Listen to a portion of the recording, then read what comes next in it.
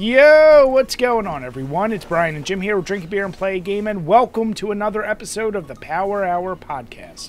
Yes, hello, everybody. Welcome to episode 234. Thank you for joining us tonight. Before we get started, speaking of thanks, big thank you to Celia Schilling from Yacht Club Games for once again coming on the podcast last week. Always have a good time with her. Make sure to check out Shovel Knight and Mina the Follower and all this stuff that Yacht Club Games is up to. But right, we're keeping the guest train rolling this week. So we were on their podcast a couple months ago, and we're looking to have them on for a while. So tonight, from the Video Ditch podcast, we have Nick and Sam. Boys, how are you doing? Hello. Thank you for having us. Yeah, doing well. Yeah. We're all dolled up. Our hair's coiffed. We got our nicest outfits on. We're ready to put on a show. Yeah. I was going to say, you guys definitely get the award for best dressed. Come on this site. I mean, class myself up for this. Yeah, I like it. So how you guys been? What's been going on? And please, right off the bat, plug away. Where can people find you? Where should they subscribe? Let them know all the details. Oh, Sam, take it away. I know how much you love to shill us. I love to shill and plug, yeah. Well, listeners, viewers, you can find us on Spotify or YouTube. We're the Video Ditch Podcast. We are relatively new to this whole scene. We'll be recording episode 25, hopefully later this week. Unlike these gentlemen, very established. We've been doing this too long. Do not do it this long. I can only hope we could get, 300 more episodes in like this. But yeah, we're on YouTube, Spotify. Find us on TikTok even, and Instagram. True. Wow, yeah, we have a whole link tree. Maybe we'll link that, with the That might be the easiest way. Yeah. Now I know we talked about a little bit with you guys and on your podcast, but being a newer podcast, how did you guys come together, or when did you finally, what clicked that made you say, you know what, we want to do this? What happened? Or what was the event, if you will? Sam messaged me and said, what did you think about doing a gaming news podcast? And I said, you know what, I'm at the point in my life, I am so low in my life. I have nothing going on. Every day is so hellish. I think this will give me the structure I need to really get it together. And, now I got a great job. I have a beautiful fiance who's a cosplayer, by the way. Nice. And, things have never been better. So, as they say, correlation equals causation. So couldn't say it better myself. It's all due to the podcast. The podcast Exactly. has just improved our lives exponentially. Would highly recommend. But I suppose that's the first time I've ever heard someone say that about their own podcast. But if we're being honest, Yeah, if I could toot my own horn for a second here. Pre-pandemic, we did have a podcast that was like our first attempt, the rough draft. It was And truly it had- horrible. It's Had two other hosts on it, so we kind of trimmed the fat. And then the nicest thing you can call it is unlistenable. So you guys did it smart where you did it, and you're like, oh, this is bad. Where unlike me and Brian, we're like, oh, we're just going to put it out to the ether anyway. So we still have all of our original podcast ideas out there, and it's like, oh God. Hey, Oh, yeah. that's history, man. I think in hindsight, Baby pictures. may appreciate it. Mm-hmm. Oh, there's Jim's messy diaper. Nothing's changed there. We've said, our whole reasoning for this shit was it was just an escape, a chance to get together, drink, play games, whatever. Mm-hmm. You guys had clearly a much more structure in mind with doing yours. You're like, all right, let's do this. Yeah, Nick plays a lot of games. I've known him for a long time, and we both gamed for a lot of our lives, and so yeah, I just wanted to share insights with him, and I know he is a strong, opinionated person. Listen, I hate games because I love them. Yeah, exactly. And I appreciate the passion, every episode. Yeah, Sam, you definitely take Nick. I remember being on the podcast. You're definitely much more laid back. You're like, everything's okay. Everything's pretty good. Nick's like, no, that shit sucks. I don't like this. I will say, in the episodes since that we had you guys on, I've become more comfortable being critical of the games we've been playing. So, it's true. Yeah, I'm ready to talk about what we're drinking, what we're playing. Very excited. All right. And actually, before we get into that, what I do like about your show, what I really like about your show is that I don't have to sit live through these goddamn presentations, because you guys focus in on a lot of the game presentations, indie showcases, and stuff like that. where it's like, oh, I can just pop on this podcast and not have to sit through all the terrible skits or the dialogue or, you know, It is hosts. Yeah. sing through all these game trailers that I'm just never going to play or care about. Oh, we appreciate that, yeah. No, but Sam, you just mentioned something perfect. So we always like to start off by saying, what are you guys drinking with us tonight? Now, I have seen a can from Nick popping up, but Sam, if I think it looks like just water. I have been drinking a little bit right here. I got. Oh, okay. I want to represent, San Diego, with this, Oh, you Harlan Brewing, Japanese lager. I You got also something similar? Oh, wow. got something just because it says Japanese on it, just like you. No. It was so Serendipitous. I went to the liquor store and I said, "What has the word Japan on it?" And I said, "Give me that one." See, my stipulation was just it being a local beer. I think Japanese you know lager what just happened to work out. this is So also, but Yeah, so wait, Sam, let me see. What was that one called again? This is a Harland Brewing. They're calling it a Japanese lager. Japanese lager. Let's see. It's got Okay. Pilsner malt, puffed jasmine rice, and toasted rice flakes. oh, So, yeah. I'd like to send a care package out to you fellas because the beer scene down here is so robust. Oh yeah, I mean, And, yeah. California obviously is like most things. Also, given your size, it makes sense. But I mean, the beer scene out there is insane. On the East Coast, I would say PA is pretty damn hefty. And Yeah, then you you got mentioned it Texas, last which is time, pretty good. So yeah, we'll do an exchange. Yeah, that'd be You cool. guys Yeah, want works for me. strong stuff. Yeah. And then Send Nick, us your what- Weebiest, we'll send you our Scumbaggiest, and it'll There be you nice. go. Yeah. send you guys a When nice the goals is kimchi sour, perhaps, to choke down. I love it all. I that's the thing is funny because like East Coast, you just mentioned. Honestly, the only Japanese lagers we're gonna get are the major, like Asahi and all that. Sapporo, Like yeah. you're gonna get, and I don't see anything else that even attempts that style. So when I saw that, I was like, ooh, okay, like Yeah. that's not something you're gonna see on the East Coast. So I like that. Yeah. What you keep got, that in Nick? mind. Keep that in mind. Yeah, this is a New Bohemia, The Fuzz, Japanese White Peach Hazy IPA. So I've been drinking it. It does, I will admit, have a slight tinge of peach to it, but mostly it tastes like an IPA, which I don't have a big problem with. I used to be a much larger drinker than I was now, which meant I drank a lot of IPAs, but wasn't really for the flavor. So trying it now and actually enjoying it instead of swallowing it in 2 gulps is a strange and new experience for me. Yeah, it's a rabbit hole you can definitely fall down real quick. Now, what about you, Chambers? What you got tonight? Well, it's getting cold as shit out by us, so I figured I'd start hitting into the winter warmers and all those winter beers. So, from the good old favorite local Trogs Brewing Company, I have their Blizzard Hops Winter IPA. So this is 6.4% alcohol. It comes around every winter. It's one of their more established brands, but yeah, I mean, it's a more mild IPA. It's hoppy without being like overbearing. It's still got that like winter warmer lager kind of feel almost mixed into it, so it's an easier sipper if you don't like IPAs all that much. Personally, I don't. So, right on. Might enjoy it. Might be a gateway drug. I feel like no one unironically enjoys IPAs when they first start drinking. It is such an acquired taste that you have to build to it. Like Jim and I were same way. We hate it. We're like, why do you want to just taste pine all the time?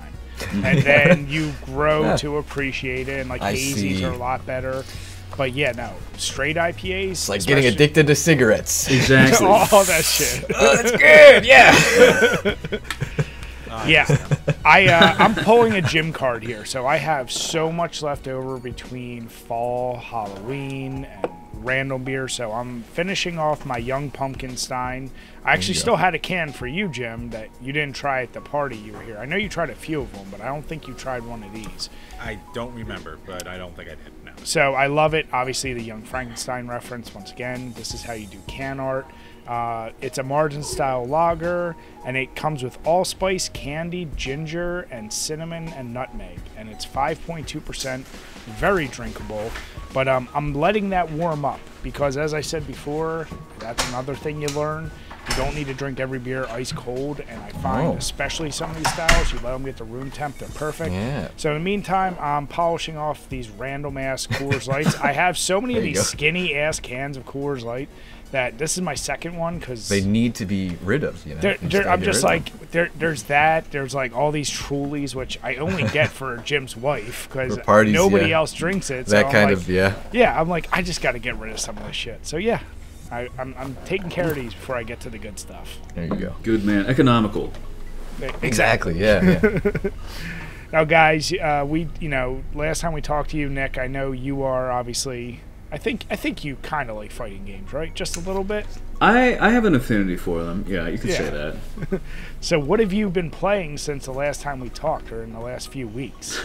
You know, it's been funny actually. I to get ready for the Yakuza Like a Dragon, whatever, Gaiden. Like a Dragon. Man Gaiden. Who Erased His Name, which came out today. I got Yakuza Kiwami 2 about 3 weeks ago, so I've been playing that pretty much nonstop. I don't know if you guys are very much into the Yakuza series, but they usually take around 40 to 300 hours to complete. I was gonna say they're big games. It depends on like your level of investment because Well, yeah. I recently did a marathon of like 3, 4, and 5 because I'd never played them, and the main scenarios are only like 20 hours if you Yeah, only focus it's all on the that, side so content. it's manageable. Yeah, the side content is what Yeah. makes those games. You know me, I go straight for the Mahjong, and that's a good 20 to 30 hours. Yeah, exactly. There you go. Yeah, exactly. Gotta beat all the challenges. Gotta do all Exactly. this. Yeah. You're learning about culture the whole time. It's Oh wonderful. yeah, I could go to any casino in Kowloon, and I could slap down a big yuan bill. I could probably lose it real quick, but I would know what I was doing somewhat. Exactly. Yeah. Nice. Now, Yeah. what about you, Sam? What have you been playing? October was kind of a big month for the games that I was looking forward to this year. So I played through Spider-Man 2. Nice already. Yeah, I really honed in on that. Are you one of those psychos that like platinumed it in a week, like simulated them on Twitter? No. I saw people complaining that like, oh, the game's too short. I'm like, the game's not too short. You just spent literally all of your Yeah. time playing You this just game. are a psycho. Yeah. You know? I have complicated feelings on it. You know? I think I like most of the gameplay decisions they make, but I am not in love with the story as much as like the internet seems to be. But it's fine. You know? Yeah, I'm very curious about that game. After last year, I beat the original Spider-Man, and I was like, "Oh, I'm definitely sold on this game." Yeah. I think I got Miles Morales either on a sale or it was like something free It was on like PlayStation. PS Plus, yeah. So it's like that's on my docket. I want to do that before I do 2, and I'm confident the gameplay is going to be just as Yeah. good. If not, I'm just more curious, like. Did they change up enough of the gameplay for it to give it enough unique mechanics, or does it feel like the first game just maybe a little bit more polished? They've definitely added more tools for like player expression, which I appreciate. I appreciate that in like any game. Yeah. With like traversal, you have more options, and in combat, they kind of reworked the gadgets and such. So it's a cool improvement there. Yeah, it's really like the writing I could not get into. Seems to be a common problem right now in gaming. Yeah. But yeah, played through that one. I would still recommend it, you know, especially if you like the first one. It is kind of like the third game in that series, so a little bit of fatigue is starting to set in. Yeah. And then I also began playing Alan Wake 2, which is fantastic. I haven't really talked to Nick about it at all. We'll talk about it on the episode, but it's like legitimately spooky, which is really cool. And it's such a massive leap over the first, right? I had beaten the first game within the week to kind of prepare. And yeah, I didn't enjoy all of it. I didn't enjoy playing through all of it, but the story was cool. And then the sequel, it's like all fronts improved. Very good time. Yeah. So Yeah, I've heard nothing but praise for that so far. I haven't seen a ton of criticism of it, so that's a must play for me eventually. it's very creative, you know? It's like refreshingly creative. Yeah. Nice. Now, Jim, the running gag is it's been weeks since you've played anything, so are No you time? continuing the trend? Well, you know, he's Brian. obviously been spending time fixing up his background there, you know? I spent a lot of time on this, I'll have you know. Every piece of trash and cardboard box has its place, Brian. But no, I'm back, Brian. I'm back gaming a little bit, and I'm back on the horse, Brian. So, when we were on Nick and Sam's show, is when I was living at my buddy's place. All I had was my Switch. I was deep into Tetris 99. I was about to ask. I wanted to follow up. I moved. I had no time to game for basically months. So that went on the back burner. Dabbled in a few things here and there. But I am back in Tetris 99. I still haven't fucking won. Damn. Before we started, actually. I don't know if you can see this. Fourth goddamn place. Right before we started. Oh. Ultimate cock tease. Tuesday I was off from work. I was playing. And I got all the time in the world. When I was in the top 5 and lost in third. On my off day, I had to take a goddamn call and look something up. I'm cursed. It's never gonna. I wanted some kind of win in it so badly to like change my fortunes. I was like, fuck it, I'm playing some team battles. And like, I eventually won the game in team battle, but it doesn't fucking count. I need my win. I need the actual win. God. Wow. Jim, statistically, you're an anomaly with that game at this point. Because how many games have you actually played? At this point, it's probably around 460 because I've played a couple since the last time I looked, and I was at 455. Damn. Oh, and 460 something. Do we just at this point, like, I want you to now double up your efforts. If you hit 1,000 without winning, we just destroy the game for you. No, like, if I hit 1,000 without winning, I kill myself. Live on air. That's what I do. You should do an experiment where you just like, surrender the control. Just like, all right, let it happen, and then you're gonna win that round, right? Yeah. Well, I've given him the miraculous Tetris. Yeah. I've told him first thing I told him is every time I've won on that game, I don't even play the game with sound anymore, and it's always take it when you have to take a shit, and it's like in between, like I'll bang, and all of a sudden, boom, I win, and I'm like, because I'm not really focusing that hard on the game, and he refuses to take advice. No, I've taken both advices. Still isn't working, Brian. Still's not working. We must shit differently, Brian. Now I just have to take a shit. Yeah. And I'm losing. So, all right, I'm glad to hear you're back on the horse. Is that I have the bidet going as I'm in the top 10. Like, fuck, just let me win. It's so cold. So what else you been playing, Jim, or is that it? That's been it. Okay. I'm full bore. I have to do it by the end of the year. I have to. Just kidding. Yeah, forget 23 and 23. You need to just beat that game. No, that's not. No, I'm not beating 23 games. I just need to fucking get this monkey off my back. Yeah, seriously. You guys mentioned the cold. How cold does it get to you? Like, for you guys? Oh, today was delightful. So this today morning, was nice. Yeah. No, Brian. This morning when I walked my dog at 6 in the morning, it was like 35. Then in the afternoon it went to 70, and right now it's about 40.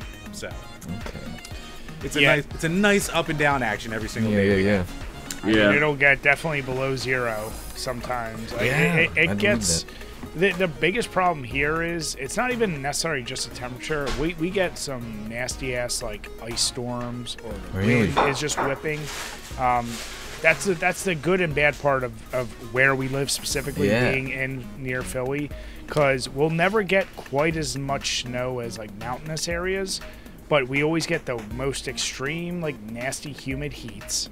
And also the random snowstorms, ice storms. So it's like that. Yeah, it's not the nice temperate what you guys go through. I was gonna say, our weak Californian bones probably would not last out there. It's pretty cold this morning. It was 60 degrees. I was like, ooh, I gotta put on a little cardigan or something. A rough day. A brisk 60 out there. Yeah.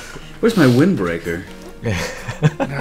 But no, Chambers, you mentioned getting back on the horse. So last week, I returned back to streaming. I'm going to. I think Thursdays are looking better for me now, and I decided. Who is that guy? Is it 8-Bit Slasher or the yes, one? 8-Bit Slasher. Yeah. Yes. So through something Jim tagged me on Twitter. This guy who's been making games since he's been in like high school, and I don't even know what program I think it's called like Pixel Play or Pick and Play. He made all these fan horror games. So he made Friday the 13th, then Nightmare on Elm Street, then was one of the Pumpkinhead? Or no, Candyman was one of them. That's what it was. Okay. And Halloween. Oh, Halloween. Yeah. There you go. Yep. And you can see the progression between the games. So I played all 4 of them. I beat all 4 of them, and he actually made it so you can play it on the NES. So like he was giving away that's so NES cool. carts and all this stuff. It's a treasure trove if you love Easter eggs from those movies. And he even had the foresight when he was making these games to like interconnect them, like to have little Easter eggs from one game to the next. That's so nice. How old did you say this was? Is it like new or? It was from the 90s. Like he made that's it in the insane. 90s That's while so he was in cool. high school, and then I think he did Candyman in the early 2000s, and that was his last one of the horror games. He's gone on and made a few. He made a horror game called Carpet Shark, which is basically Jaws in like a living room. So the living room. Okay. like Nice. I'm not gonna sit here and say the games are like, oh my god, because it's very rudimentary. But what I do like is it's just goofy enough where it could feel like a random NES game you would have picked up and been like, what the hell is this? But it's very obviously linked to the horror and all that. And if you love those movies and you get the references, you'll appreciate the games. So beat all four of those. And I don't know if you guys do this. Jim, I always make fun of him. He's a shelf collector. Like a lot of stuff that will sit on his shelves. It's never been opened, never been played. It's just, it's a collection. It's a problem. Have that problem, but only with my virtual. Steam and GOG, I have the a massive. I get games for $1, and I'm like, cool, I'll just buy it now. And then like the amount of games it's like not installed, but I own. So I start going through it, and one of them that I went through is the Blood series. Okay. The old like Doom style. 90s FPS. Dude, such a great game. I just beat it yesterday or today. I can't even remember. Very seasonally appropriate. Dude, such a great game. If you like that style. And I grew up loving Doom, Duke Nukem 3D, Wolfenstein. Like, those were my go-to. So games like this, whenever I get a chance to play, I fall in love with them. And it's another one. There's so many secrets, Easter eggs. Highly, highly recommend it. It's obviously very gory. If that's something that bothers you. No worries. But, no, great game. So, that's kind of been my go-to so far. Very cool. In the past week. I feel like the communities of those old kind of boomer shooters, as they call them these days, are still so alive, which is so cool to see, like, Doom 2 mods still coming out. Oh, yeah, more now so than ever. Like, the way that people push, like, the limits of these engines is very cool. Oh, absolutely. I couldn't believe on the Steam page for Blood, like, how many people, still do mod, like, talk mods at the Krusty Corner, like everything else. People are definitely keeping that game alive, so I definitely like that. But Love Chambers, speaking of the Krusty Corner, why don't you tell them what the new episode is and lead us into the questions we have from Patreon this week? Yes, so patrons of the show, for as little as $1, you get access to the bonus segments known as the Krusty Corner. We had Nick and Sam, these lovely gentlemen, joining us on this one, talking about mods and Capcom's new stance on. And really, it was really just Sam the whole time talking about how much he loves video game tits. So if you want to hear Sam talk about that's true. I see. I see him in a new light now. Frankly, he's sick of me. Yes, you might be getting your own degeneracy. show after this, after everything you're saying. But definitely go check that out. It's a fun little discussion. And for as little as $2 a month, you can ask a question that we will answer at patreon.com/DrinkABeerandPlayAGame on every episode of these Power Hour podcasts. So just one question this week, but it comes to us from good old Burn Retinas. For a calendar year, you can only play and review games from one console. Which system are you picking? So guys. cheating. This is consoles, PCs, like off the table. Yeah. We'll take can't do PC's PC. too easy. That's too Okay. A Steam Deck doesn't count. You can't be like, well, technically. That would be it. Okay, well then I would stick with the PlayStation. That's what I've mainly been gaming on for like this past generation. So it wouldn't be too difficult. Everything that's coming out right now that I care about is on the PlayStation. I would much rather play Final Fantasy also that. VII Rebirth than Mario Wonder. Sorry, but I think it's more enjoyable than 2D Mario. Yeah. No, I agree. Chambers, what about you? You know me, I'm going to pick something dumb and weird. So I'm going Turbo Graphics. I want to there jump you more into that. I want to jump more into that library, even more than I have already. I would just get a flash cart and go through a shitload of games off that. A year Rondo would be Blood a long alone. time. Yeah. Oh, Rondo's a goddamn masterpiece. Love that it's on the Turbo Mini, so I don't have to spend $300 on it and risk getting a fucking, fan-made ripoff and crap like that. So, one of the most pirated games out there. But it would be definitely interesting and weird, and a shitload of shooters and a shitload of wacky platformers that no one cares about. Okay. I think we've been talking, and I said I'm always torn with my favorite generation of games. I'm definitely leaning the most towards PS2 or the 360. That's a good library, yeah. Yeah, and I would probably just go PS2 just because I love that library so much, and I've actually been going back because of any type of collecting. That's still one where you're not going to completely break your bank. Now, obviously, there are titles you will, but you can find a lot of great ones, and I feel like of retro... Fuck, it's so crazy to call that retro. But of older retro. systems, it's one that holds up. So, like, the PS1 N64 is dog shit when it comes to being able to hold up, unless you have nostalgia for it, which I do, and I love PS1 especially. But PS2, I feel like even if you don't have nostalgia, a lot of games surprise you with how well they hold up. Yeah, the So playability factor, yeah. Exactly. So I would love to go back, and I think that was the last generation of games where you talk about even fighting games, Nick. Like I can remember like playing some of the Tekken and stuff, and the ability to just always unlock shit just by playing it and not paying for it. Yeah, I missed that. Okay, I missed that dearly. It's the last one to be able to do that. So I would probably stick with the PS2 and just keep trying to find more and more gems of like, oh, I never got to play this back in the day. Totally. Okay. The industry was so different back then. Oh yeah. Yeah, it's... No more Plus, big how head many- cheats. Sorry, I was gonna say how many games are for the PS2? I feel like it's the largest library ever. Right, yeah, A billion. Yeah. I think it's like almost legitimately like 10,000 or some shit like Yeah, I that. believe that, Something yeah. insane. Yeah. So I could fill a year with that for sure. Yeah. Okay. Now you guys are making me like rethink my answer. I'm like, actually, I I'm picked like, the Dreamcast. what about the Sega I Saturn? picked the Dreamcast. Oh yeah, Saturn would be. No, please, go. Yeah. Give us reasons why. You can do more than one. Why Sega Saturn? Because I've never touched it. It looks fucked up and weird, and I feel like the games for it have things I've never seen before that I'm interested in. It's got like that 2D, 3D look that I'm into, you know. Yeah. And it's That's like like the something biggest about it. gaping hole in all of my collecting. Is like I Yeah, don't. you- Saturn? I've never had a Saturn.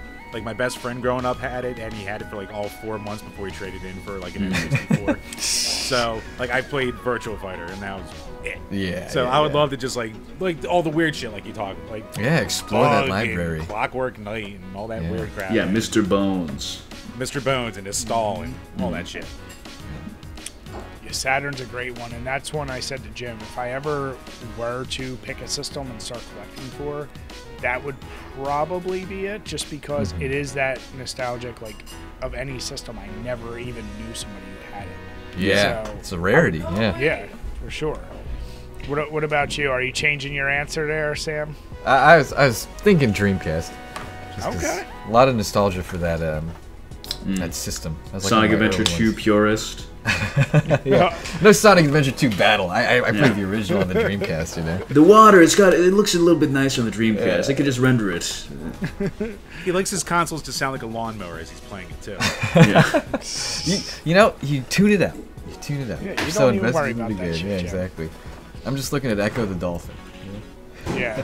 The Dreamcast, it's funny. I was a early adopter of it, really, because I was diehard Resident Evil fan. Got Resident Evil Veronica. Yeah, But yeah. then it led me on to like Zombie Revenge, which I still Oh my maintain God. is one of the best. You are one of the only people I've ever What met is that knows Zombie that game. Revenge? Have you ever It's- played like Dynamite Cop or any like kind of it's like a rail shooter? 3D No, it's not a rail shooter. It's like kind of screen-based beat 'em up, but it's Yeah, like with like crazy weapons. with So it's zombies? actually this. Yeah, it's the license from House of the Dead. It's a spin-off. House of the Dead. It's Okay, a spin-off so of it's- that, but basically it's a beat 'em up zombie monster game. So yes, good. you can do combos and crazy shit, but you pick up guns and giant Yeah. drills and all yeah, this shit. dual machine Okay, guns. like Yeah. a cooler, Call like outs a are in my better head, Splatterhouse kind of. Yeah, Yeah, and it was yeah. you could play it completely in co-op. 3 characters. Oh my god.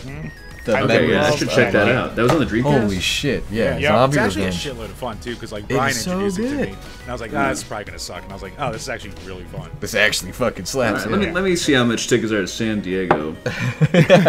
We're doing Dreamcast stream. Yeah, fuck yeah. No, but no, that game, like, and there are so many games. I don't think any game I owned for it, I didn't think back and think, man, I had a great time. There was a random racing game called Vanishing Point, which I had so much fun with as well. So, Yeah, that system, I think it's another one with just a lot of gems. It's underappreciated for its terrible controller design.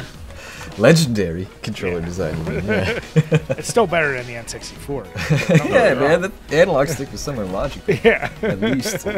Yeah, Jim, shut Not up getting and into drink this your again. beer. Not getting into this again. Unless you beat Tetris 99, you can't have an opinion on it. I can say things. I can say things about stuff. No, but that is a great question, so thank you. Yeah, thank you. Yep, so once again, thank you to all the patrons for the support. Make sure to head on over to Patreon. Check out all the tiers, all the game review requests, movie review requests. I swear to God, we're going to get to this review one of these days as we look at Tiptoes for the next bonus episodes. Expect that hopefully by the end of the month, but we'll get there. But yes, once again, thank you guys for all the support. And if you're new to the page, make sure, whether it's YouTube, Spotify, or Apple, head on over to the other platforms, give some subs, leave some reviews. Anything will help the page. Always appreciate it, guys. Thank you so much. Jim, before we get to our topic, I got to call you out here because I don't know if you've answered the question. Are you breaking a goddamn almost 10-year, 12-year tradition coming tomorrow night? I might be fine. I might be able to do it. So, a buddy of so our tradition is every year. A lot of friends have fallen off, but me, Brian, and like two of our other friends were like the last holdouts where we would just do the midnight release for Call of Duty. So we do it every year. It's it's tradition at this point. And I'm still on the fence. I have a buddy in from out of town. I'll be seeing him, but I can probably swing coming home. You know what? I actually just brought from my parents' house where it's been stored for 5 months, the PS5 and the Xbox. So, right, do you think I should just do it on the Xbox so we can do the party chat? Or was he even working on the X or the Xbox One? Or do I have to do it on the PS5 for the new one? That I don't know. Because I don't know if Mole's going to figure out Discord for us to do like group chat. Because if I can't group chat, I'm not fucking doing it. You can group chat. Well, you can chat. We can chat like in the group. We would just have to mute other folks. Like it won't be a party chat. So I don't know if it's on Xbox One, but I literally just went today. I stopped by Walmart. They have a new Series X available, Jim. I'm just saying. Give me $500 and I'll buy it right now. Easy. Jim, just I have a $500 $500 PlayStation 5 Jim, in go. 5 months. Yeah, just donate to the page. Jim, I see so many boxes are still packed up. You could sell $500 worth of stuff right behind you. Come on. Yes, but I don't want to. So you give me $500 and I'll have more boxes in this room. I think that's a fair trade. All I want to hear is you're doing it because we've been doing it since World at War, and we started playing COD 3 in college. Then it obviously 4 Modern Warfare, and like everyone else, we're like, oh shit, like this is pretty awesome. Then since World at War, it was just been a tradition every year. Yeah, and they have been releasing them like clockwork. Oh yeah, quite often. Exactly. Yeah, can always count on them. Personally, I'm more of a Halo guy. Jim was a Halo guy, but he was a motherfucker. Introduced it when a lot of us, even though I, as a kid, gamed, I didn't game as much in my teens. He introduces this to us at the visitors lounge, and he'd been playing this shit all the time. None of us we picked up for the first time. Ooh, excuse me. Not only is he a terrible screen watcher, but he was purposefully going over, get the invisibility cloak, the rocket launcher, and the sword, energy sword, and would just watch where we spawned and just fuck us. And we're just trying to learn the game. I believe they call that strategy. Yes, he's encouraging you to get better. You want to beat him because you're pissed off, right? Right. If anything, you're welcome. I made you a better. He hardened you. Remember the satisfaction you felt when you got that one stray sticky that hit him and he was like, ah, and pulled all of his hair out. Oh no, once we figured out, the worst, it was so bad his screen watching, I was always good with sniping. I'd be aimed at him and he's not looking at anything else, he just starts crouching. I was like, I know you see me snipe, looking at you, you're clearly watching. So that I was hiding from Mole. I don't know what you're talking about. That established amongst our friends, Jim had a running ball tap meter for how many times we could ball tap and he did a lot of things that deserved it. But that's really what started it. So the screen watching. Causality, Jim.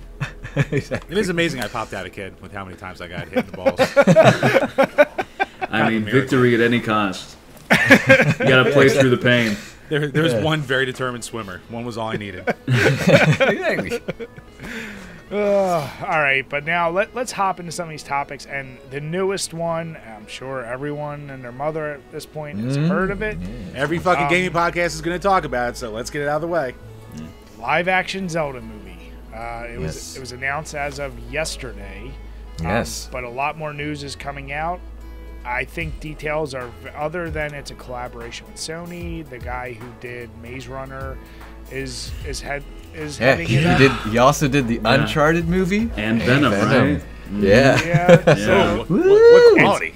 It's a questionable resume pulling in here, considering Jim and I have been talking since Super Mario came out this year, right? Was it the beginning of this started year? this year. Yeah, earlier in the year. Yeah. So obviously that was a smash hit. I took my kid to it. He loved it. Like, it is an enjoyable movie. They did a better job than I thought they were going to do. So it's like, oh, this could open up the doors. I would have never I would have never expected a live action right out the gate for Legend of Zelda. Yeah. I don't think there should be. I think this is terrible. Yeah, I don't know. Like, there's so many questions I have with this. Like, well, first, why? But beyond that, it's also like, they're probably gonna tag someone to it for star power name, and it's like, who is it gonna be? There's so many things. Oh yeah, Anya Taylor-Joy as Princess Zelda. I do not want to see The Rock as Ganondorf. You know it's gonna happen. That's like Jason Momoa as Ganondorf. Yeah. I mean, you're gonna end up with another somehow random. It won't be his face, but it'll be like a Seth Rogen-esque, like voiceover for one. Yeah, of Seth Rogen, Goron, or Tingle. Something like that. Like oh some my shit. God, disgusting. They'll get someone to that. It'll be like, a Jack Black, Seth Rogen, someone to that will be put in there, and you're like, why? They'll just shoehorn the entire Mario crew in there. Exactly. Let's just do it. We got the whole cast. Yeah. Chris Pratt is Link. Oh, that would actually be hilarious. Yeah. Just to piss people off, I actually would laugh at that. What is this place? Hyrule? Oh man. But I guess my question is, okay, so it's going to be live action. You have to imagine in their minds, they're like, is it going to be live action in the way the Warcraft movie was live action? You know, that's good point. Yeah, Like it's a CG. China-centric CGI mess. I can't wait. Yeah, right. Like, I know. Do you think they're going to try to pull back a little bit and say, we'll just do, like, say, the original story of Zelda, or will they just try and throw in so many references that it's a goddamn mess and it doesn't make any sense at all? Yeah. I think they'll either try to adapt the original Zelda, because you can do pretty much whatever you want with it, because the story is like non-existent. Ganon's bad, you get the Triforce. Yeah. Good job, you killed him. Or they'll adapt Ocarina of Time, because that's when everyone played, and Ganondorf is in it, so you could have an actual human antagonist.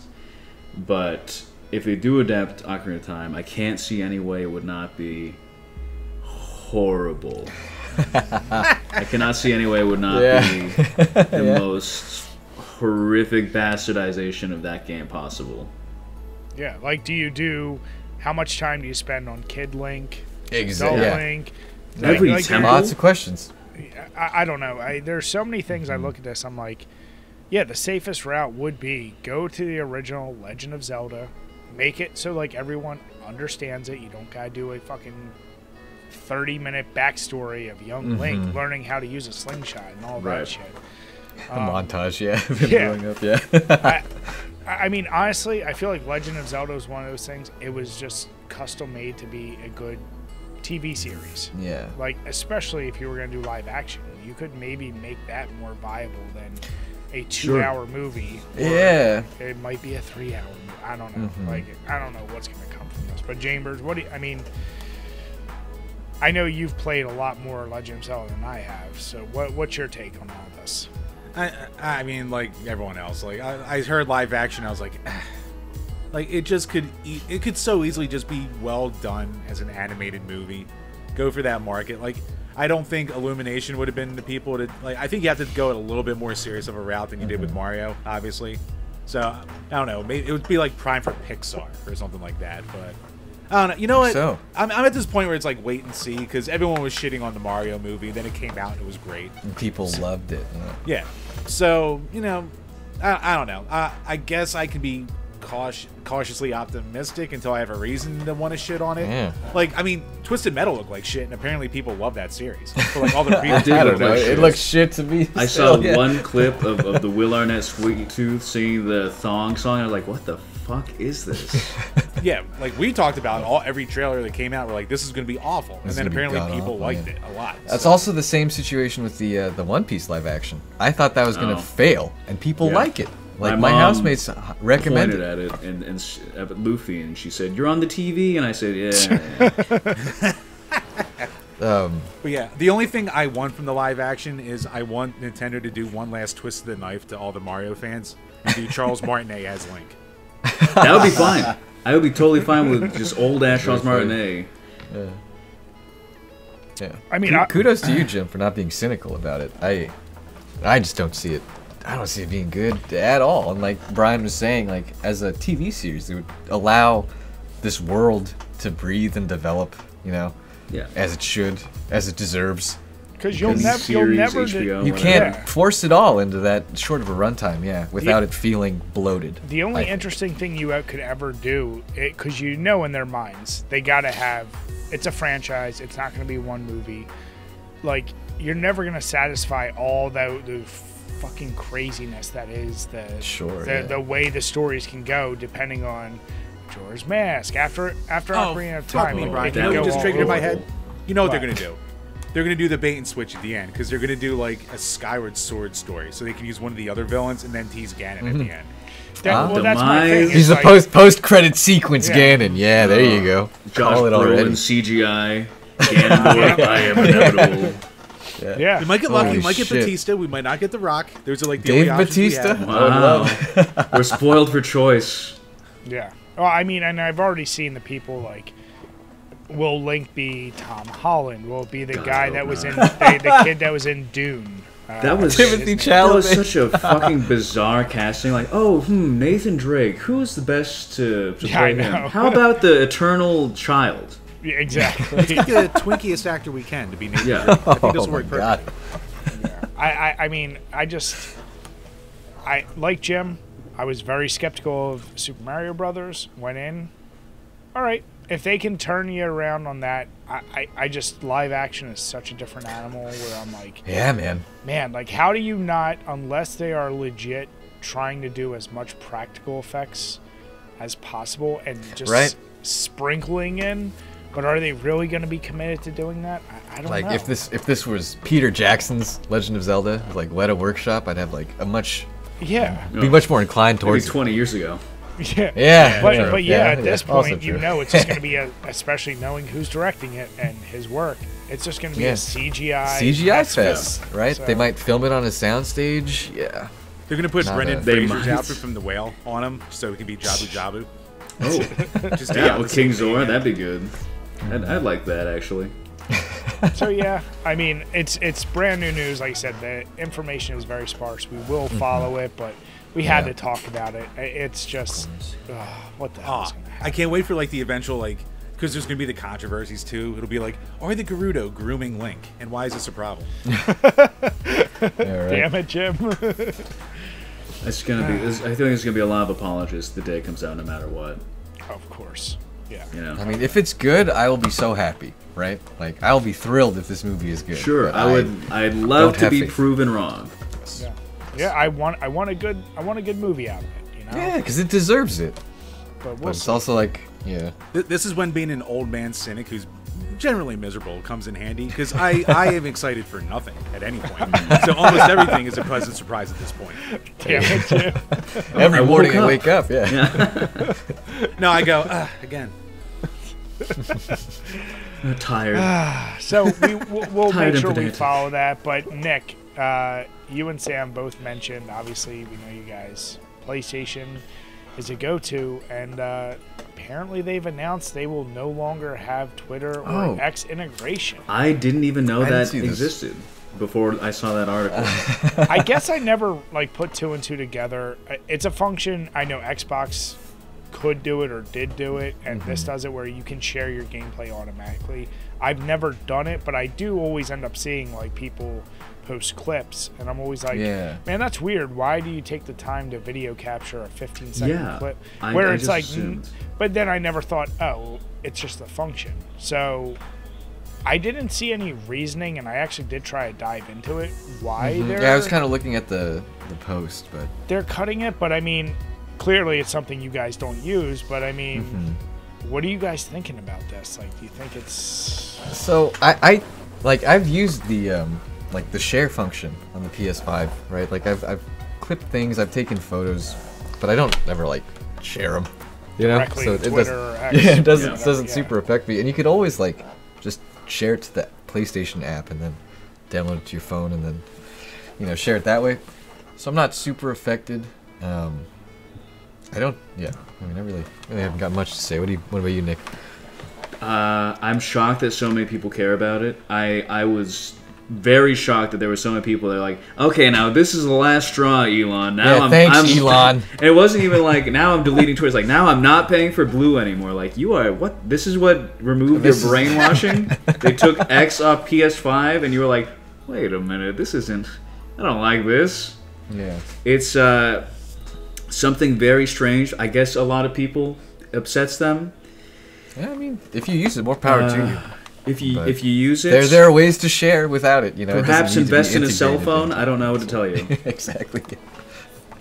So Jim, I mean, you are the forever internet guy here. I Unfortunately. mean, has there been theories or reasoning why you think this is happening? It's because I think Sony's finally just like they're weighing because it's almost like a follow up from like earlier in the year when Elon took over. He like jacked up the rates for Twitter's API and anything using that. So that's why like a shitload of like gimmick accounts went away that just ran scripts to like post the same thing every day or on a certain day, shit like that. So like we're talking from like being basically free to being like 30 grand a month or something like that. So I remember some big gaming thing like immediately backed out, and that was news like last year. So I'm going to guess Sony probably looked at like how many people actually use it compared to what they're paying for it and went, fuck this. Yeah. Fair assumption. Well, that makes, I mean, if it's true, that makes sense why they would back out of it. And it's like we're all saying, is it anything any of us are really going to miss? Like, if you really want to share a cool clip, you can still clip it. You can still share it if you really need to. But maybe it cuts back on, like, people bitching about Spider-Man 2 and, like, look, the NPCs are the same across a couple different floors. Like, Right. What the maybe fuck? it cuts out bullshit like that. I don't know. Hopefully. I'm I fine would with like that. I think, yeah, What ideally that's what would happen. What I'm seeing is less Twitter Blue users, so I see this as a net positive. There you go. Exactly, yeah. So, Jim, Elon was right. Yeah, so maybe it is thanks Elon at the end of the day. Yeah. Interesting. He's the hero we didn't know we needed. Yeah, I just saw that and I was like, that's pretty interesting. But It is, yeah. and Another I thing to be did documented. I did read Xbox was the first one to pull out. So Jim, I think Yeah, to they your had done point, that earlier. They might have been the one we talked about previously. I think you're right. That rings a completely bell. forgot. But I mean, that kind of leads us right into Xbox, and they're in a little bit of hot water right now with their in-world AI partner, which is basically moving forward. They've announced they will be using or attempting to utilize generative, integrating it. yeah, like somehow. And the article is interesting. It's from developer, .microsoft.com. That was a crazy article to read. It's interesting because they do start you off with like, hey, AI's been around since, Pac-Man. But not- And you're like, I know. really. And that's Not what I'm quite saying. like this. They sell it in a way where it's Yeah. like, oh, is it that bad? And then like you really read it, and obviously, we have friends in the industry and things of that, and it's like, yeah, what I'm gathering from it, and you guys tell me if I'm wrong, is that essentially wrong. they're going to use it for dialogue, for not only design of obviously things like creating environments and things like Starfield or whatever. That's used already to kind of Right, procedural generation Yeah. exists, has been used. yeah. That's not, right, a big deal, right? I understand level design and stuff in Right. that way, right? Where you're creating a natural environment. Where People it want worries me is lazy, when they start- ugly maps. They can have them. Who cares?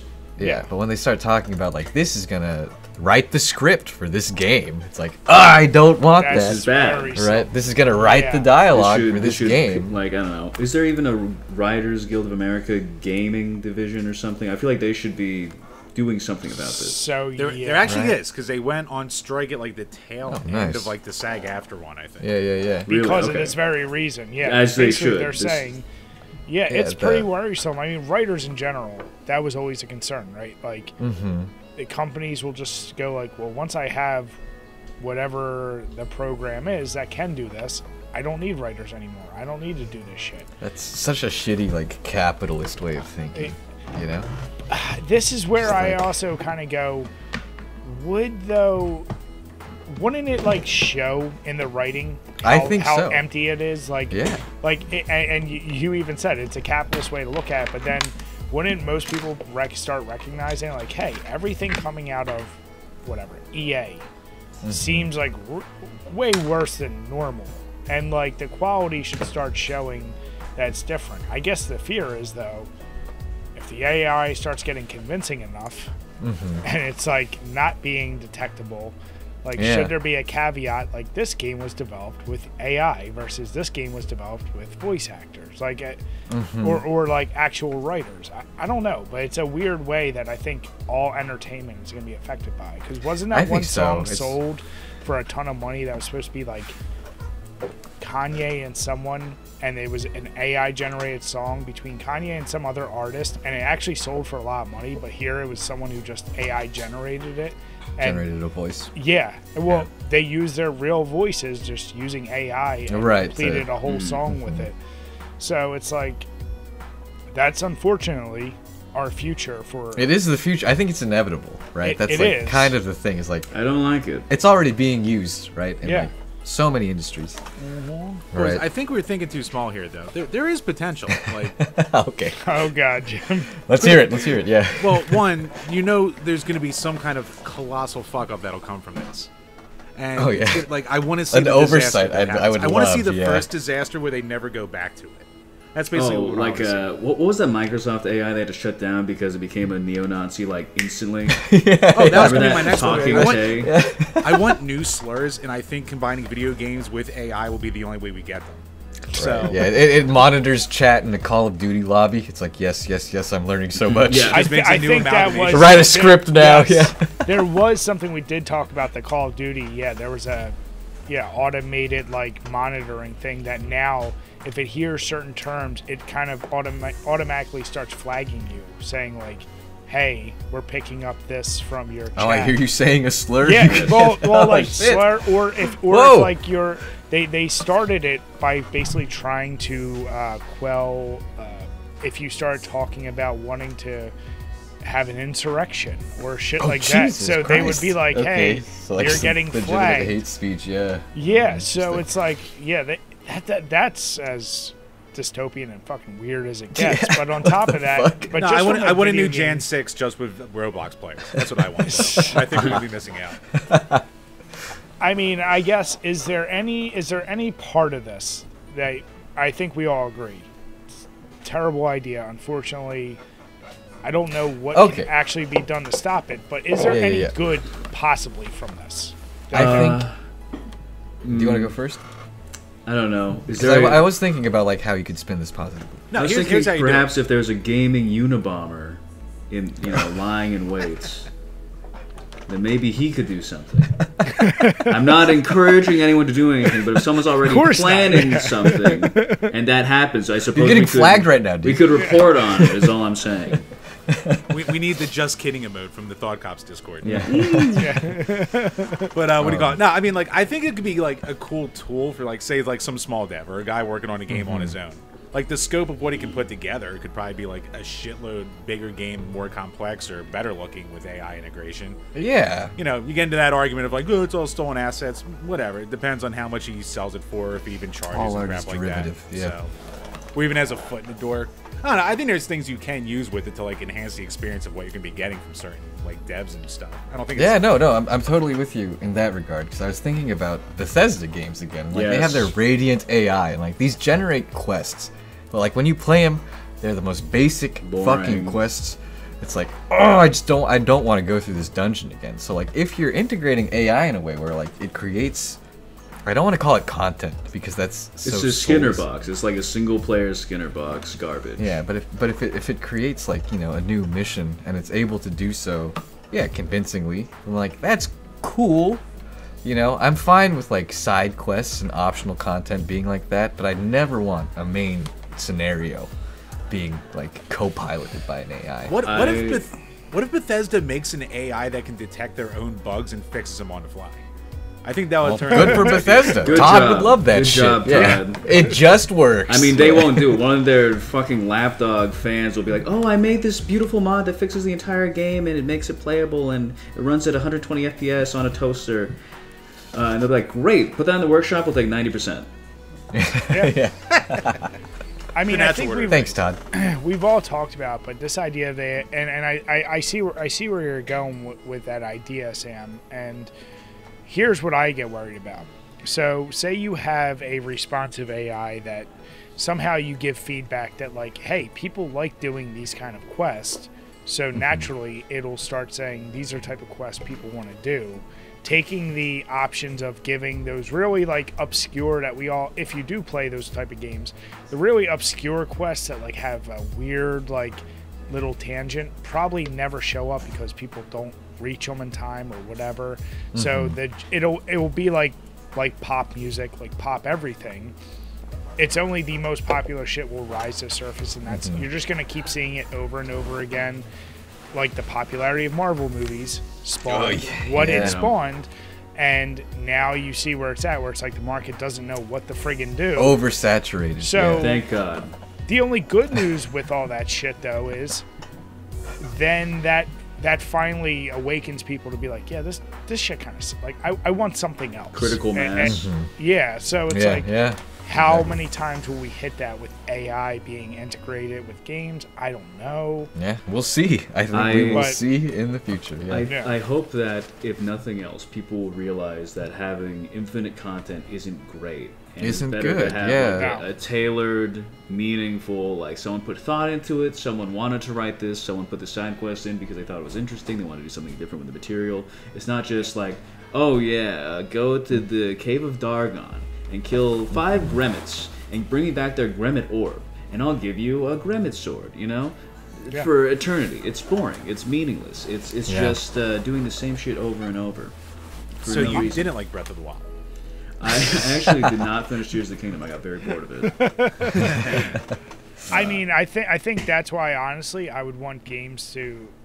it's crazy we'd have to get there, but just like how in the future you're going to have to know, am I eating impossible meat or real meat? Am I getting a game generated by AI? Yeah, the cyberpunk future is becoming real, which is insane. And then then the market would show, what do people value more? The games actually written, created by real people, or the AI ones? Now, where it would get crazy is if like a AAA studio that churns out games that are typically $60 or $70, they're like, well, with AI, that same AAA game is now $20. And you're Wow, like, oh, fuck. And now you can't compete, well, and you're like, oh fuck. I guess, yeah, for the general public. For me personally, it's like a game I wouldn't have bought anyways is now cheaper. It doesn't suddenly matter. Call of Duty's only $20 a year. That's what I mean. The thing that is worthless that's exactly to me my point. is slightly more worthless. That would broaden the audience. That would put it in so many more hands. I bet they would love that shit. I feel like as time goes on, depressing. Indie developers are the only ones making anything I enjoy anymore outside of Japan. What the fuck is that? I thought just that was saw, a cat. Dude, I thought that was a cat. I saw her head. That's my before-mentioned beautiful fiance. Sorry. Hello.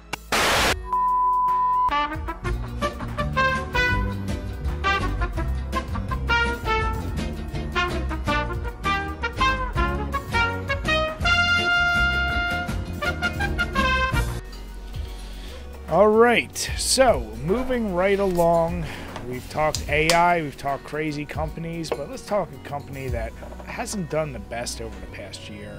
Let's talk DK Oldies Chambers. And what was their message on Facebook, which, I mean, who's using their Facebook as their primary communication tool anymore. But what are they saying, Jamers? Right, before we jump into this, Nick and Sam, are you guys familiar with all the controversy around them from this year? Controversy. They're the console refurbishing people, right? Correct. Okay. With- What do they do? they're- What do they do? I'm uninformed. Please tell me. They are a very large like retro game reseller and like online retail kind of store. They're actually based out of Pennsylvania, and they got in a lot of shit this year for a lot of YouTubers would buy from them. Like they're known for like charging ridiculous prices. Okay, overselling. Yeah, this Yeah, kind of like- shit. Yeah, I think I've like- seen the ads. Yeah, like they'll sell like an refurbed quote unquote N64 with like a loose Mario Kart 64 for like $300, some shit like that. Fucking hell. So yeah, the prices that they do are insane. So then Yeah. there are a lot of videos coming out of people buying them, and like it comes with like the wrong screws when they put them back together. The consoles are dirty. They have the wrong power adapter. All kinds of bullcrap. Yeah, the expansion pack slot is full of cockroach corpses, that kind of thing. Yep, exactly. Shit. Okay. So they're keeping their goodwill going on November 1st with a post on Facebook. So it goes as follows. Watch out this Christmas because fake retro consoles and illegal emulators are popping up, even on legit websites. Don't be fooled. Nothing beats the authentic experience we're all about at DK Oldies. Remember, the hum of a real console or the feel of an actual game cartridge? That makes gaming special. One of our team members was reminiscing about the first time he played the Wii with his grandfather. Memories like those Grandmother. make video games so special. Grandmother, whatever. I can't read. You know this. So what's your best authentic memory with a real deal video game? Let's stick together and celebrate true gaming this holiday season. AKA, please buy from us. It's just like so, I don't know, like being manipulated by an idiot is what it feels like. It's like someone who's trying to use certain buzzwords, Yeah. and it's like, it feels like it's AI. That's what it Hey, feels like. gamers. Yeah. Thinking Yeah. about your favorite holiday memory? Yeah. Everyone loves the hum of your like. What? Like, there's so many things about this, but it's funny enough coming from them. Yeah. Given that. I didn't realize. I was like, why are they sending us this? But now I get it. Yep. Now I understand why. Yeah. Is this one of those things though? Whoever's running their like, because they have these very annoying like when we first started talking about them, I didn't realize how many. I don't know if it's YouTube Stories, TikToks, Instagram. They I do don't a lot know of what shorts it on is. TikTok. They're big on They- TikTok. And they're all terrible. I'm like, I don't know who's running your marketing. Just be the store that sells video games. They're trying to like expand, and like with shit like this, I'm like, stay in your lane. Does anyone really need a fan favorite Wii Sports bundle pack for $180? Certainly No. not. No. No, I Yeah. can go to any Goodwill and find a brand new or complete Wii for $20, and you get Wii Sports for probably $5 or $10. You Yeah. don't Yeah. need to spend $180 on that shit. The problem with them is they're really good at hitting their market, and what their market mainly is like people our age, but who aren't like involved in the gaming sphere hardcore. Sure. Yeah. So, yeah, like, yeah. someone who, like, preying will come- on people that don't really get it. Exactly. So yeah, they'll come across like one of their TikToks and be like, "Oh shit, I had a Sega." And I then they'll go remember to- that game. Yeah. Yeah, they'll go to their page and buy a Sega Genesis with Sonic the Hedgehog for $100 some bucks. Yeah. Right. Shit like that. And they Alright, I'll- admittedly, they package their page in such a slick way. I'm Horrible. on their site right now, and I want to see who can get the closest to the number for Okay. the fan favorite, as they put in quotations. N64 with Mario 64 and Ocarina of Time. Okay. Ooh. How That's much two do you think games. they're selling Big that? ticket That's items. that's a console and 2 games. I'm No gonna controllers. say 350. I was gonna say 250. I'll split the difference at 3.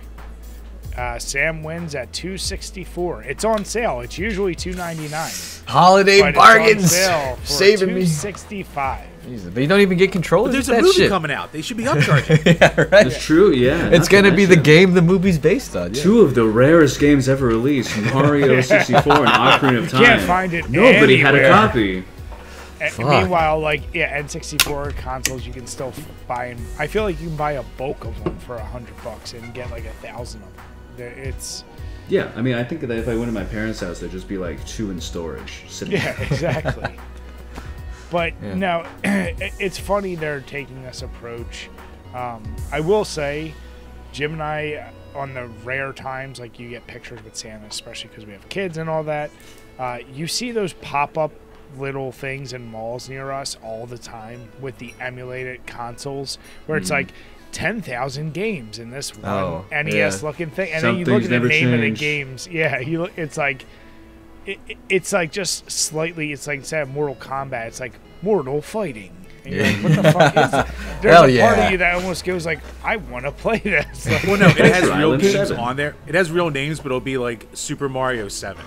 And shit like that. Nice. Yeah. I like that. I don't know if you guys see that a lot out near you, especially around Christmas time. A lot of the bootlegs around here are mostly like figures and toys. Like there's a lot of bootleg Huggy Wuggy anime shit, like Goku with a third eye here or something, and he's got like 4 fingers. Some crazy shit like that. Yeah. Okay. Yeah. I don't really go out shopping this time of year, but don't.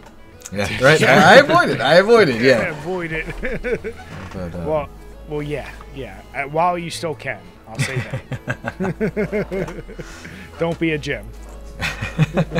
It's true. Don't ever do anything I do. I wholly embrace that advice to anybody out there.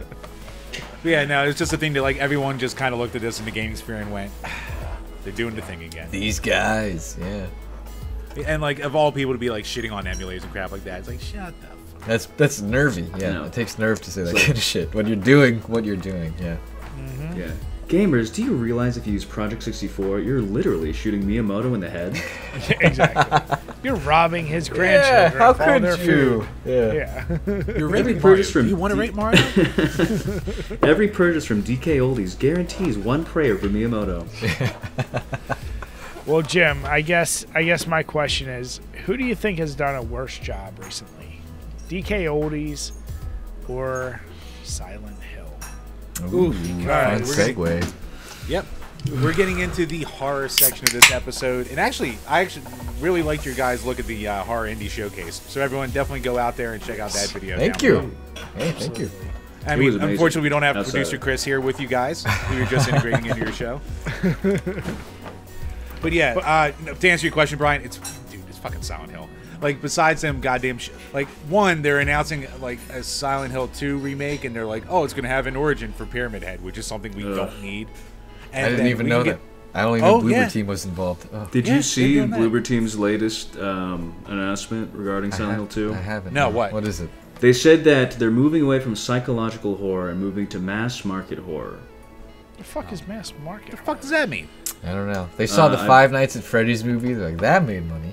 Yeah, they're gonna turn put some Pyramid Head into a mascot horror icon. I don't know. They basically put out this nothing statement that was basically saying, like, I think they're trying to cover their ass. Like, when Silent Hill 2 comes out, don't be mad because we're telling you now, it's not gonna be good.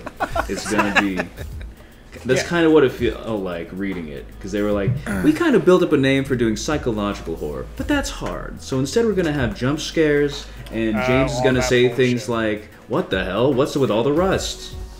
They're gonna try to emulate Resident Evil. Yeah. Well, that just happened. Yeah, James hiding in the closet watching Pyramid Head fuck the puppet. He's like, awkward. Yeah.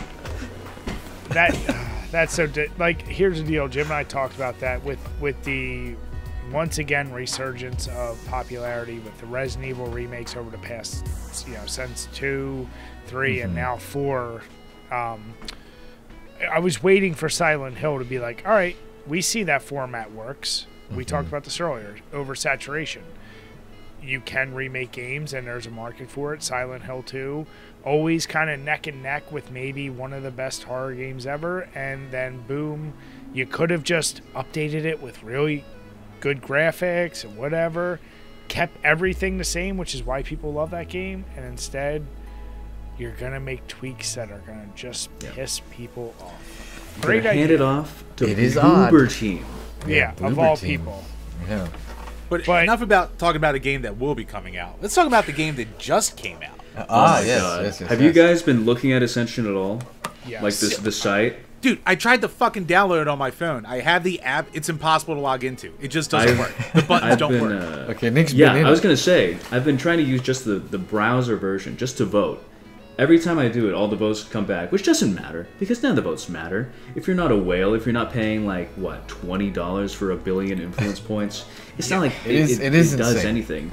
And it's not like calling it a game is such a farce, because it's what you get to wait a day. You get to see a 2-minute cutscene of like some Swedes going like, "Oh, I think that's Pyramid Head over there. Oh yeah, he looks pretty scary."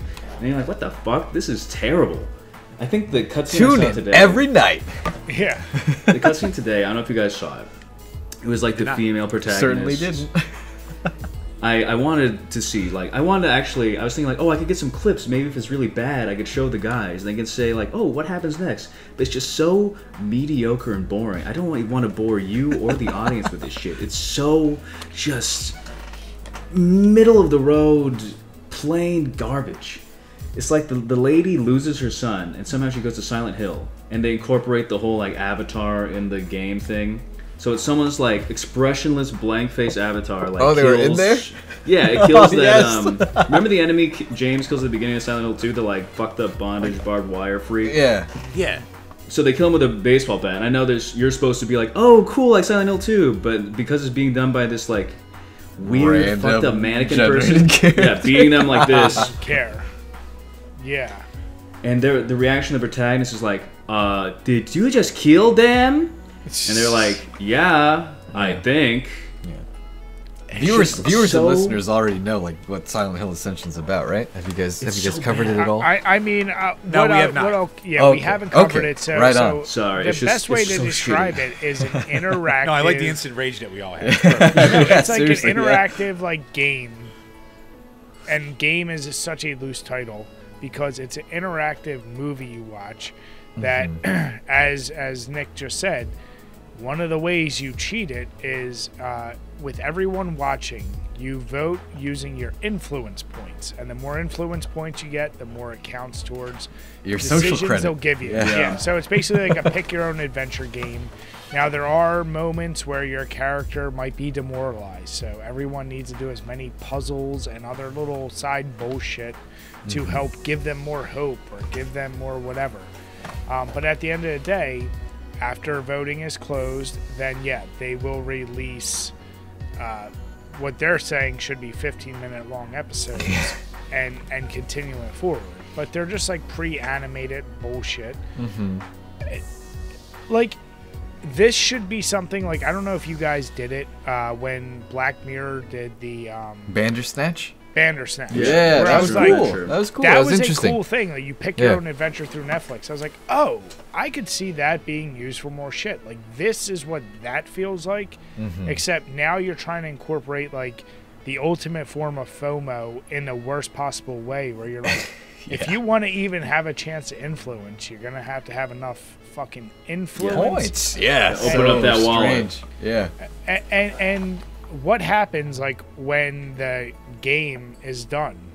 Will they ever release what the other scenarios could have been? It feels like they made a game that's like Until Dawn or one of the Dark Pictures games, right? Yeah, and they're just exactly. like they're cutting it up and They're then only serving showing it to you people. one path gonna- at the end of the day. And it's I'll such make a a weird prediction way to right do it. now.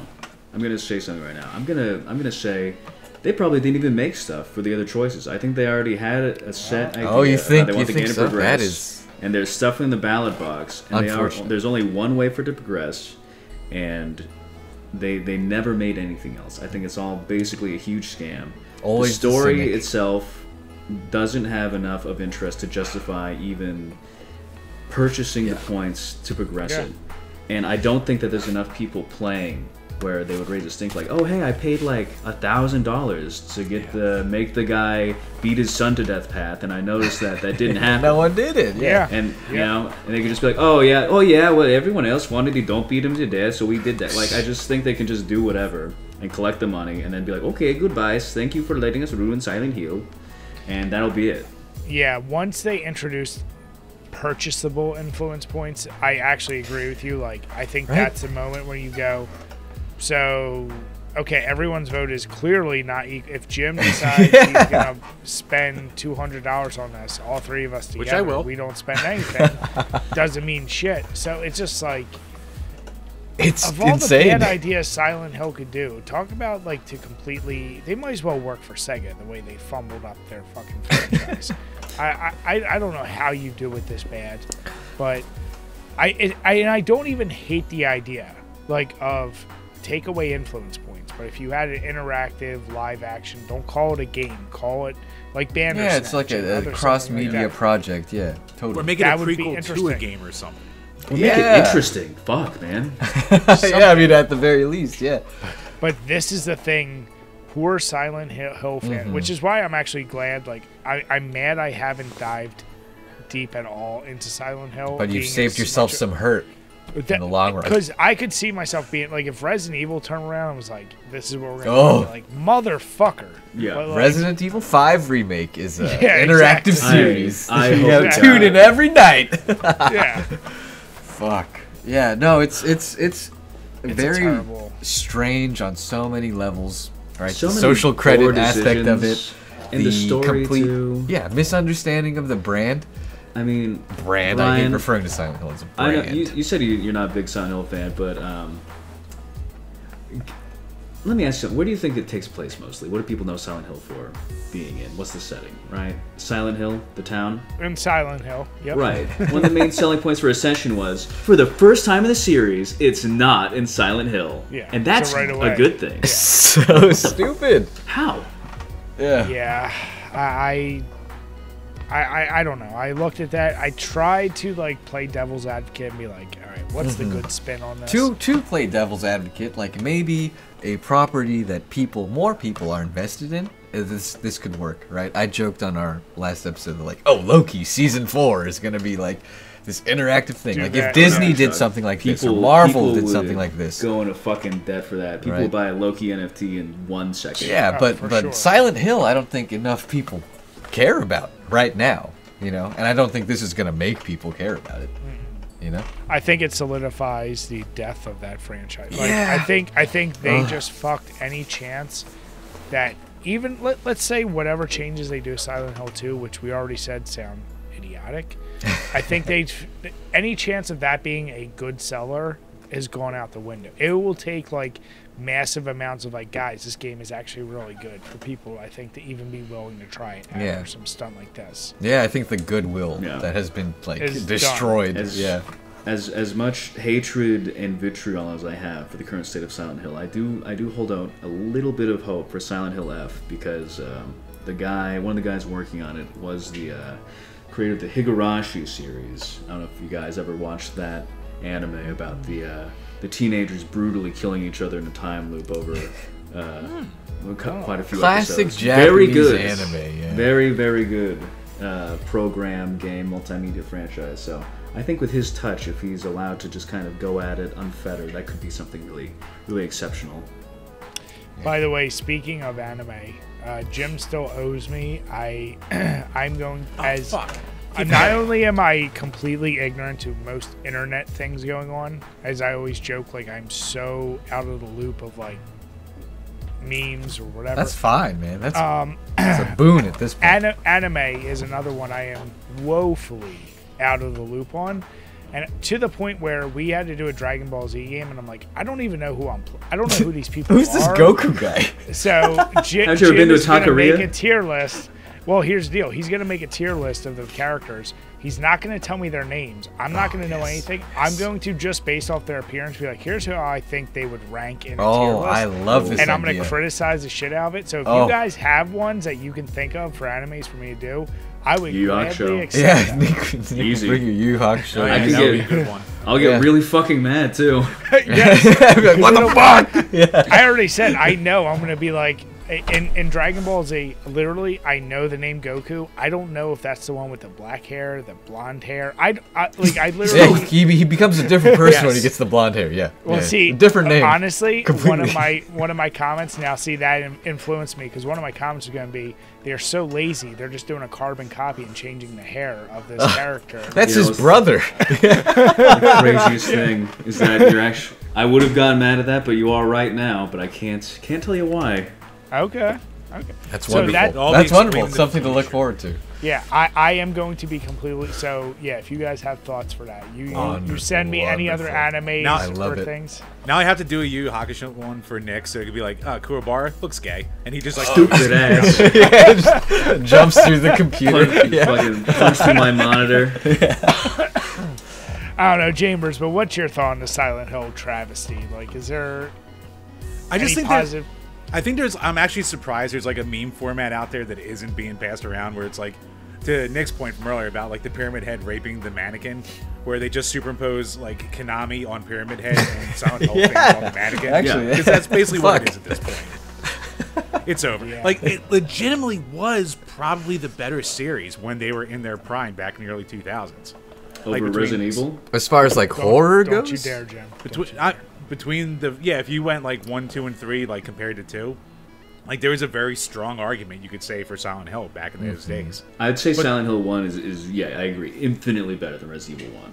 And I adore Resident Evil 1, the original one. So like, but it's the thing where it's like, yeah, like now like the way the series have progressed, like obviously Resident Evil's in a second boom period, and Yeah, Silent man. Hill's just We being love it. pissed on at this point. Yeah. Like you're peeing on ashes on a gravesite at this point. There's nothing left. Man. And like it doesn't fucking work. I wanted to play it for the podcast and it doesn't work. It wouldn't let me spend money on it. It's that not badly even. done. Yeah, damn. It is not. It's mind-boggling how much of a failure it is in every respect. And like to your point about like the votes don't matter anyway, even because like they can just say, "Oh, these were the votes," ha ha ha ha. Like WWE in like 2008 had a pay-per-view called Cyber Sunday where the fans voted for what matches they wanted to see and shit like that, or who someone's opponent would be. But it's WWE, so it could easily just be, "Oh, good thing Rigged you all from the voted. start, Well, here's yeah. the match that Yeah. we're going to do anyway." You'll never that's- believe it. The Undertaker. Oh, the damnedest thing. They wanted him over Hornswoggle. Who would have ever Era of the Undertaker. Yeah. And it just feels like we're doing that all over again. Only this time we're charging people for it. Well, hang on. I mean, if the Undertaker showed up in Silent Hill Ascension, I would suddenly have much more interest. Yeah, I'd buy then, 5 then copies you'd then. pique my interest Yeah, for there sure. you go. Yeah, I'll buy the battle pass for The Undertaker hit Pyramid Head with a tombstone. Yeah. Oh shit, we didn't even talk about the battle pass too. There's Oh a my fucking God. Yeah, there's a pass. battle Yeah. pass for this game. There's the Founders Pack insane. and the Battle Pass. I just.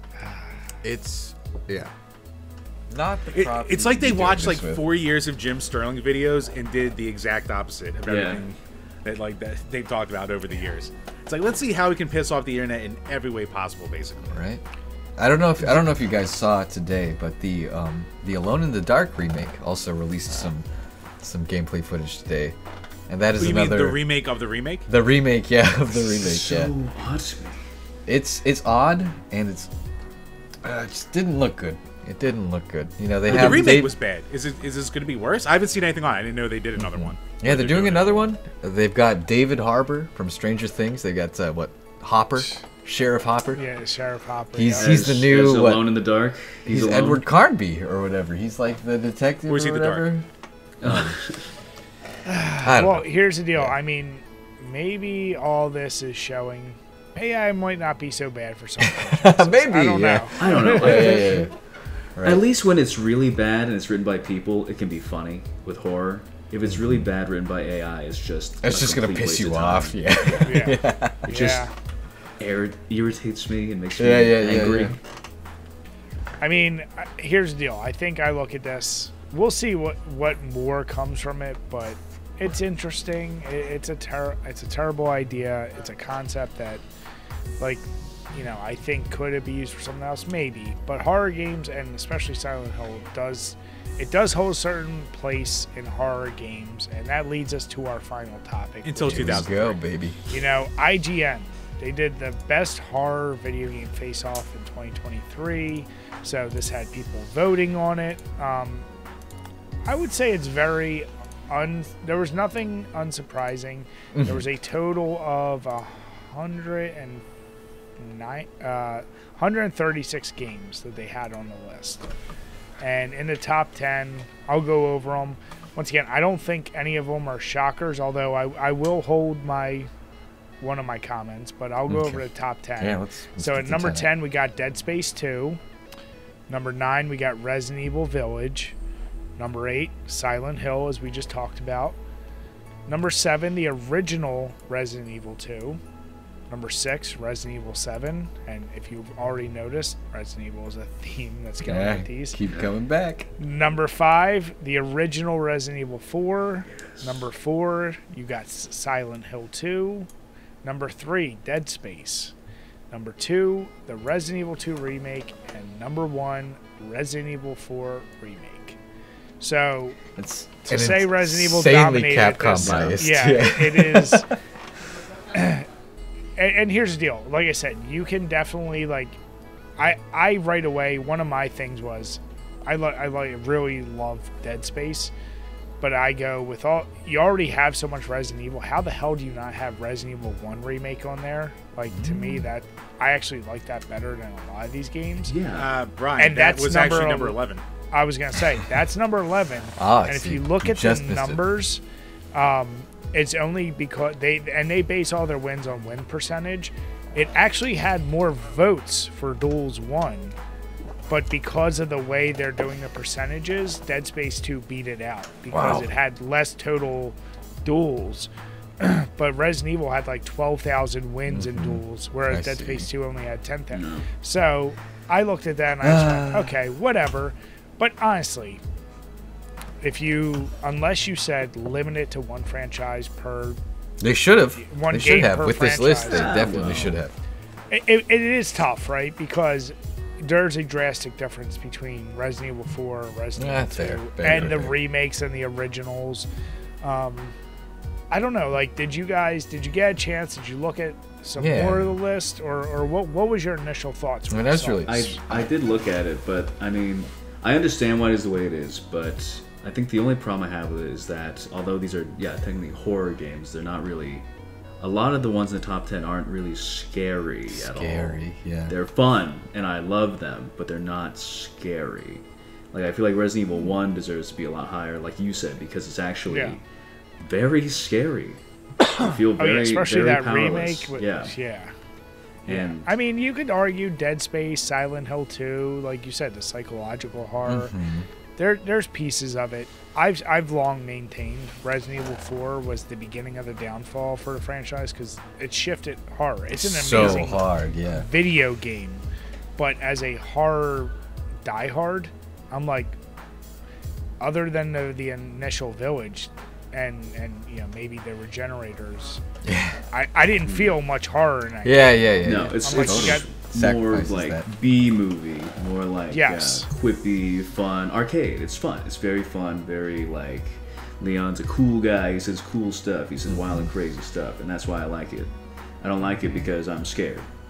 Yeah, but like if you look right outside top 10, you got BioShock, Alien Isolation. Okay, amazing game. I was gonna say this top 10 list is very like skewed towards Eastern developers. Yeah, right. I also hated 15 being PT. I'm sorry. You gotta stop putting this on top lists for a game that nobody can actually do anymore. You don't have your PS4 with PT still downloaded? That's on you. That's on you. That's on you.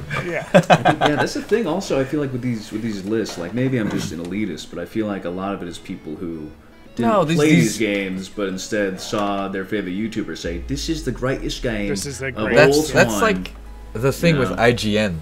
Once again, the Dingos have ruined everything. Thank you. It's like it's very mainstream opinions. It's the Steven Spielberg of games journalism. It appeals to everybody. It is. It's a popular one. Yeah. When you make a list like that, it's the safest way to go. You take it with a grain of salt. It is surprising too, though, because like Evil Within are in both games that were like kind of niche, but like they're kind of loved, but they never really took off. But they're like 19 and 21 respectively, and they're above Eternal Darkness or Five Nights at Freddy's for like the cultural icon that is. Like that's in the 70s. Well, I mean, kids don't go on IGN; they get all their news from TikTok. Yeah. Well, I mean, number 25 is Silent Hill 4: The Room, and then 26 is Outlast, which that is a scary game and should be way to your point. But then 27 they have Resident Evil 4 VR. I'm like, you can't add that even in the list at all at that point. Like, there's no point really, And number 50, Resident Evil 4 Wii Edition. Yeah, exactly. That is a superior version. Dead aim. Yeah. So it's like whenever you see what I like about this list is there is never going to be there's no such thing as a perfect list that's going to satisfy everyone, obviously. You can either go the route of, we've seen people before who put together like greatest games of all time, and you're like, It Takes Two is the best game of all time. Right? Get What the the fuck out of fuck? here. Yeah. You're like, what are you talking about? and they're super opinionated. Or you see the ones that's like, yeah, it's pretty much what I would expect. And you always expect, like I think we talked about with fighting games, and it was one of those ones where it's all the people you would expect, but they'll throw in like a random one where you're like, oh, okay, that's fun. Yeah.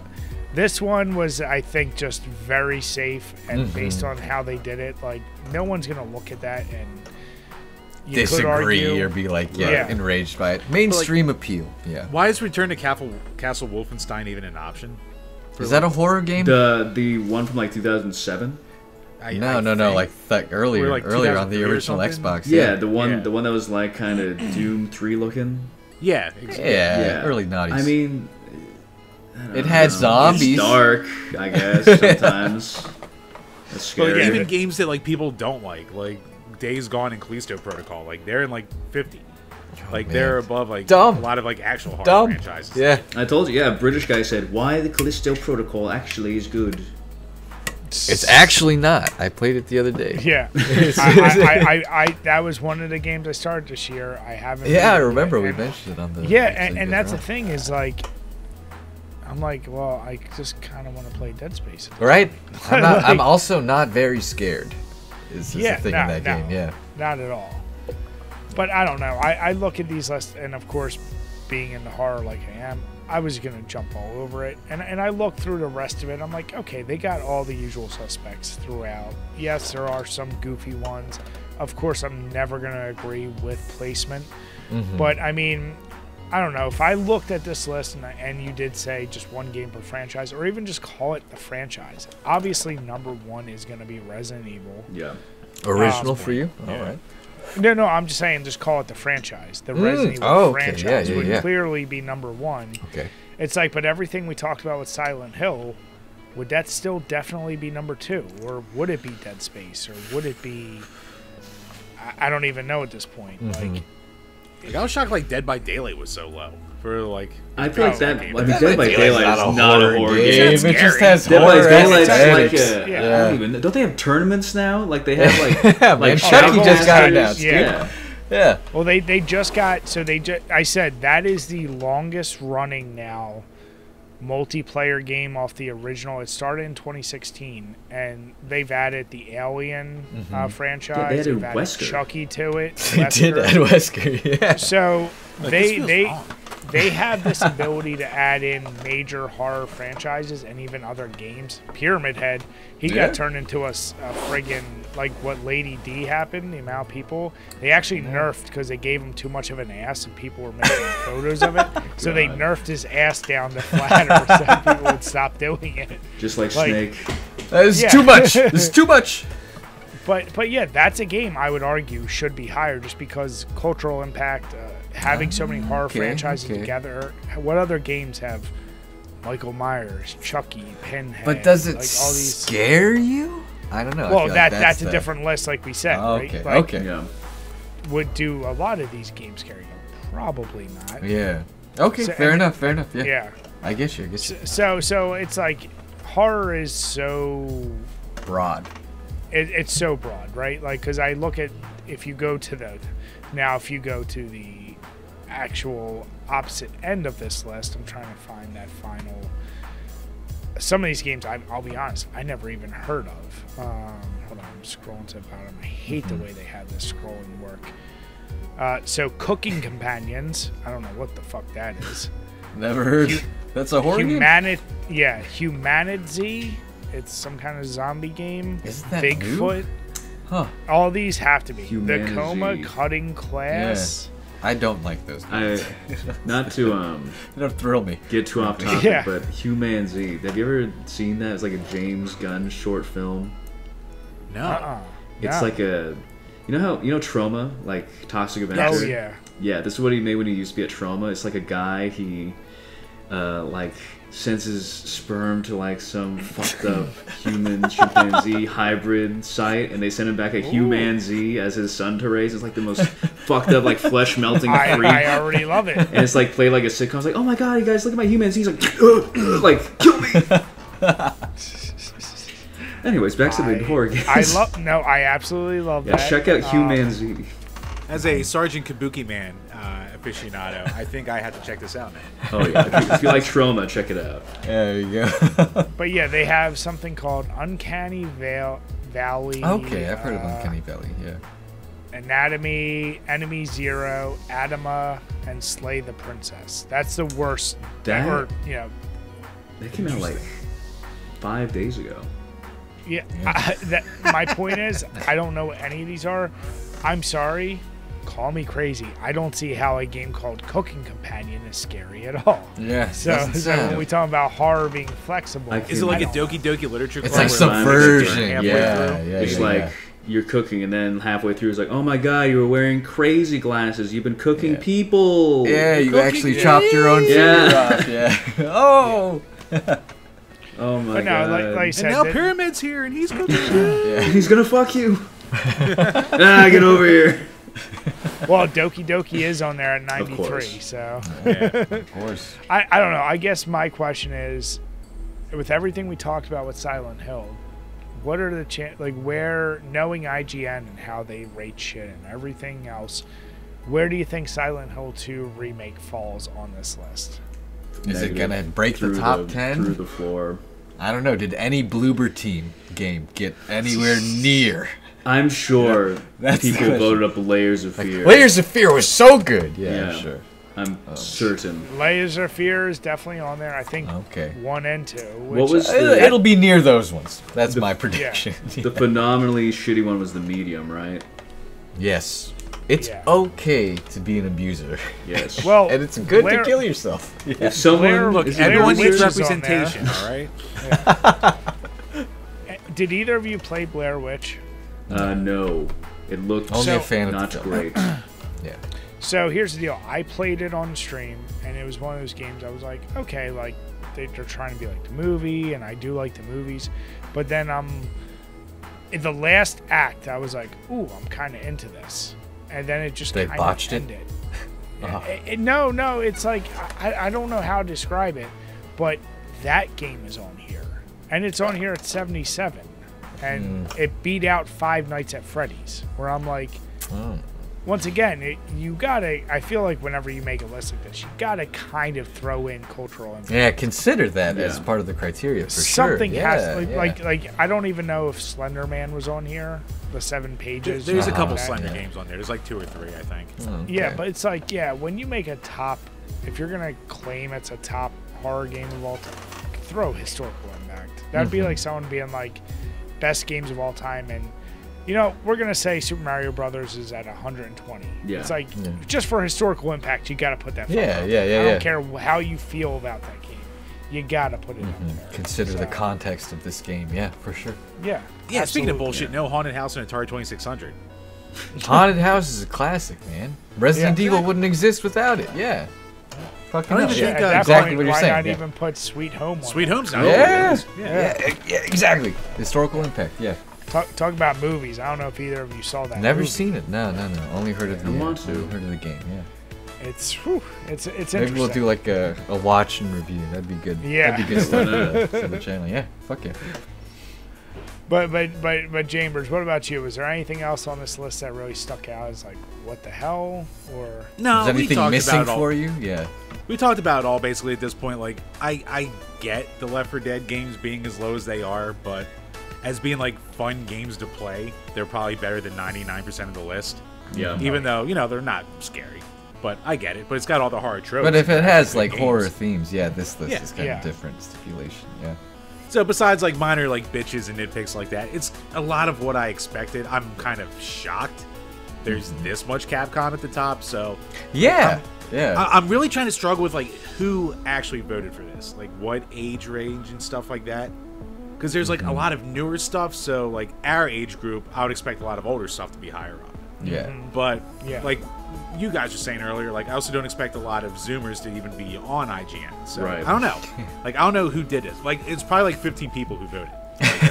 yeah, It's the Yeah, they don't put IGN numbers. It's stat. very small. Yeah. Yeah.